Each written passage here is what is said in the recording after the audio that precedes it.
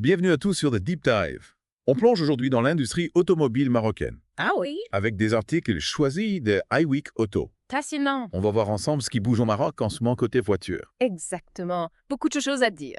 iWeek Auto parle d'une croissance impressionnante du marché des voitures neuves. Ah oui, ça saute aux yeux. 826 véhicules vendus en novembre 2024. C'est énorme. Presque 15% d'augmentation par rapport à l'année dernière. Une vraie explosion du marché. Ah, on peut dire ça. Alors, d'où vient cette croissance? Plusieurs facteurs entrent en jeu. Dites-nous en plus. L'économie marocaine se porte bien. C'est sûr. Les consommateurs ont plus de pouvoir d'achat. Donc, ils s'offrent des voitures neuves. Exactement. Et puis, le Maroc attire les constructeurs internationaux, Ah oui, les marques étrangères s'intéressent près au Maroc. surtout les Asiatiques. iWeek Auto en parle justement. Ils sont nombreux à investir au Maroc. Pourquoi le Maroc est si attractif? Plusieurs atouts, main-d'œuvre qualifiée, coûts de production compétitifs C'est important pour les entreprises. et une logistique de pointe au phare, sans oublier les incitations fiscales. Le Maroc met le paquet pour attirer les investisseurs. On peut le dire eux. Et ça marche, les résultats sont là. On en reparlera, mais d'abord, iWeek Auto évoque un autre sujet, Lequel? les taxis. Ah oui, un sujet sensible. iWeek Auto dresse un tableau un peu chaotique. C'est le moins qu'on puisse dire. Tarifs non réglementés, refus de courses, conditions de travail difficiles. Un vrai casse-tête pour les passagers On a tous vécu des situations frustrantes. qui ne s'est jamais fait refuser une course. Exactement. Mais que fait le gouvernement? Le ministre de l'Intérieur, Abdelwafi Laftit, veut réformer le secteur. Ah, il était temps. Plus de transparence, plus d'équité. On espère vous rosser. Concrètement, ça veut dire quoi? Compteur obligatoire dans tous les taxis. Pour éviter les prix fantaisistes. Exactement. Et des tarifs clairs affichés dans les véhicules.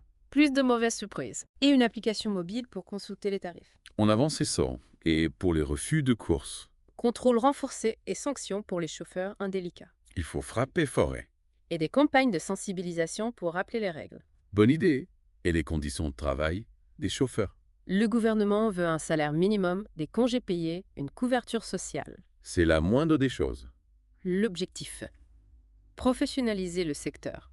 Redorer le blason des taxis. Exactement, Meha. On verra si ça marche. Espérons le beau. Bon, revenons à l'industrie automobile. Oui, parlons investissement. iWeek Auto met en avant un projet colossal. Shanghai Auto Parts FAT. Exactement. 1,3 milliard de dirhams d'investissement. Une somme considérable, Une usine gigantesque pour fabriquer des pièces détachées. avec l'objectif de cibler les marchés européens et africains. Le Maroc, plateforme d'exportation. C'est bien vu. Création d'emplois, renforcement de la chaîne d'approvisionnement. Que du positif pour le Maroc. Mais pourquoi une entreprise chinoise choisit le Maroc et Merak? La proximité géographique avec l'Europe et l'Afrique. Ah oui, le Maroc est idéalement placé. Et puis, les accords de libre-échange signés par le Maroc. Moins de barrières douanières. Plus facile d'exporter. C'est un atout majeur vert. Sans oublier la main-d'œuvre qualifiée et les coûts de production avantageux. Le cocktail gagnant. On comprend pourquoi les entreprises étrangères s'installent au Maroc.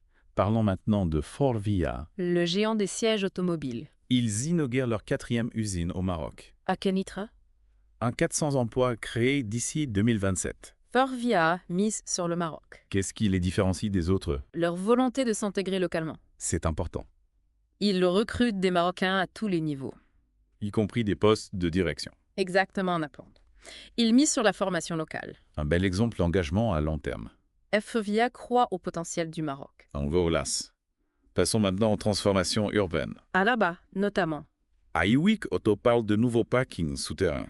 dans le quartier de l'Océan. Pour lutter contre les embouteillages. Un problème récurrent dans les grandes villes. De nouveaux parkings. Ça va changer la donne. C'est un début. Rabat développe aussi les transports en commun. Tramways, bus, Et les modes de déplacement doux. le vélo, la marche à pied. Une approche globale pour fluidifier la circulation. iWeek Auto mentionne aussi une nouvelle rue piétonne. La rue de Bruxelles. Avec des cafés, des restaurants, des boutiques. Un lieu de vie convivial. On imagine l'ambiance. Revitaliser le centre-ville de Rabat. Attirer les habitants et les touristes. Un beau projet. Mais attention à la gentrification. Oui, il faut veiller à ce que le développement profite à tous. Un équilibre à trouver. Entre le développement économique et la préservation du tissu social. Un défi de taille. Mais le Maroc a déjà relevé des défis importants. On verra ce que ça donne. Parlons d'un autre sujet. Le départ de Carlos Tavares. Le PDG de Stellantis. Une surprise pour tout le monde. Il a démissionné. Les raisons restent floues. Un comité exécutif temporaire assure l'intérim. En attendant un nouveau PDG. Quel impact sur Stellantis? Difficile à dire pour le moment. On suivra ça de près. On a couvert beaucoup de terrain aujourd'hui. La croissance du marché, les investissements, les taxis, les transformations urbaines. Et le départ surprise de Carlos Tavares. Le monde de l'automobile ne s'arrête jamais. C'est clair. On s'arrête là pour aujourd'hui. On reprendra notre exploration dans la deuxième partie. Restez avec nous. On vous réserve encore plein de surprises. À bientôt, Zé. À très vite. On reprend notre exploration de l'industrie automobile marocaine. On a laissé nos auditeurs sur une question. Oui.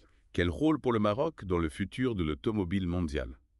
Ah, la grande question. Faut analyser les tendances. Aïviato parle de l'attractivité du Maroc pour les constructeurs asiatiques. Est-ce que ça va continuer? Bonne question. Qu'est-ce qui vous fait penser que oui?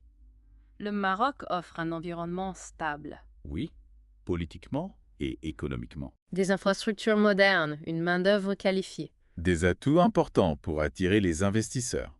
N'oublions pas la position géographique du Maroc. Entre l'Europe et l'Afrique. Un vrai tremplin pour l'exportation. Et les accords de libre-échange. Le Maroc a signé des accords avec de nombreux pays. Ça facilite l'accès au marché. Des voitures made in Morocco partout dans le monde. C'est l'objectif. Mais pour s'imposer sur la scène internationale. Il faut miser sur la qualité. Et l'innovation. La concurrence est rude. Le Maroc doit investir dans la recherche. Et former sa main-d'œuvre aux technologies de pointe. On parle de voitures électriques, de véhicules autonomes. Connectivité, tout ça évolue très vite. Le Maroc peut-il suivre le rythme tôt? Je pense que oui. Vraiment, moi. Le Maroc a une carte à jouer dans cette révolution technologique. En attirant les entreprises innovantes. En développant ses propres compétences. On parle de voitures made in Morocco high-tech. Exactement. Le Maroc investit déjà dans la production de batteries pour véhicules électriques. C'est un bon début. N'oublions pas l'enjeu écologique. L'industrie automobile doit réduire son impact. Le Maroc a fait des efforts en matière d'énergie renouvelable. Il faut continuer dans cette voie. Encourager la production de voitures écologiques. Voitures électriques, hybrides, à hydrogène. Le Maroc peut devenir un leader dans ce domaine. Des voitures made in Morocco, 100% écologiques. C'est une belle vision. Mais il faut un engagement de tous. Le gouvernement, les entreprises, les citoyens. Le gouvernement doit mettre en place des politiques incitatives. Pour encourager l'achat de voitures écologiques. Soutenir les entreprises qui investissent dans les technologies vertes. Les entreprises doivent innover. Proposer des véhicules propres et performants. Et les citoyens. Adopter des comportements responsables. Choisir des modes de transport plus durables. Tout à fait. C'est un effort collectif. Parlant de la formation. Préparer à la main-d'œuvre au métier de demain. Investir dans la formation professionnelle. Les écoles d'ingénieurs, les centres de recherche. Le capital humain était essentiel. Former des ingénieurs, des techniciens, des designers. Des spécialistes du marketing. Il faut des compétences dans tous les domaines. Pour une industrie automobile performante et compétitive. S'adapter aux nouvelles technologies. L'intelligence artificielle, la robotique, l'impression 3D. Tout ça va transformer l'industrie. L'avenir de l'industrie automobile marocaine est prometteur. Mais il y a aussi des défis à relever. C'est une aventure passionnante à suivre. On vous accompagne dans cette exploration. On continue notre deep dive avec un sujet crucial. Les infrastructures. Dernière partie de notre deep dive. On a parlé de croissance, d'investissement, innovation, mais il manque un élément crucial, les infrastructures. Ah oui, les infrastructures. Essentielles pour une industrie dynamique comme l'automobile. On parle de routes, autoroutes, ports, aéroports, chemins de fer. Tout un réseau pour transporter les véhicules, les pièces détachées. Et les personnes, bien sûr. Le Maroc a fait de gros progrès ces dernières années. Oui, le réseau autoroutier est impressionnant. Plus de 1800 km d'autoroutes. Un atout pour la fluidité des échanges. Et le port de Tangemed, un hub logistique de premier plan. Un point d'entrée stratégique pour les importations et les exportations. Tangemed, c'est une réussite, une vitrine du savoir-faire marocain. N'oublions pas les aéroports internationaux. Le Maroc est bien connecté au monde. Mais est-ce qu'il reste des efforts à faire, côté infrastructure? Oui, bien sûr. Il faut entretenir les routes, moderniser les ports. Développer le transport ferroviaire. Et désenclaver certaines régions. Les zones montagneuses, par exemple. Tout à fait. Et puis, il y a la logistique urbaine. Ah oui. Avec l'essor des villes, la circulation devient un problème. Comment fluidifier le trafic and fer?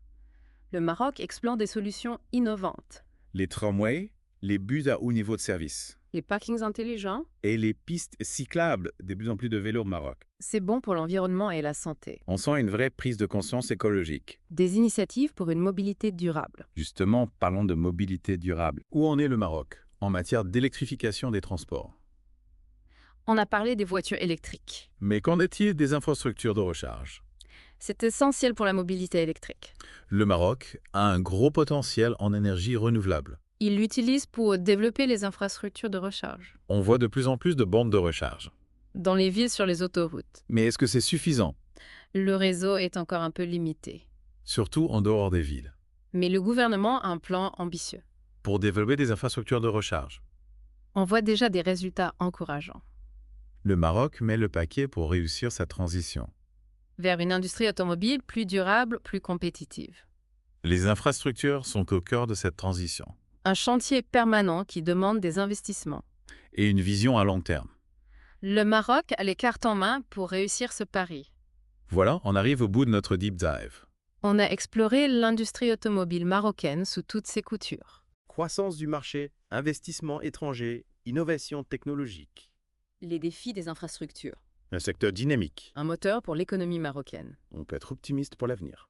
Le Maroc a le potentiel pour devenir un acteur majeur. En misant sur la qualité, l'innovation et la durabilité. Le Maroc est un pays jeune, dynamique, ambitieux. L'industrie automobile est un symbole de cette ambition. On peut s'attendre à de belles surprises dans les années à venir. Merci pour votre expertise. Merci à vous. Merci à tous de nous avoir suivis. On espère que vous avez apprécié ce deep dive On vous dit à très bientôt pour un nouveau deep dive. sur un autre sujet passionnant. À bientôt, pas sûr.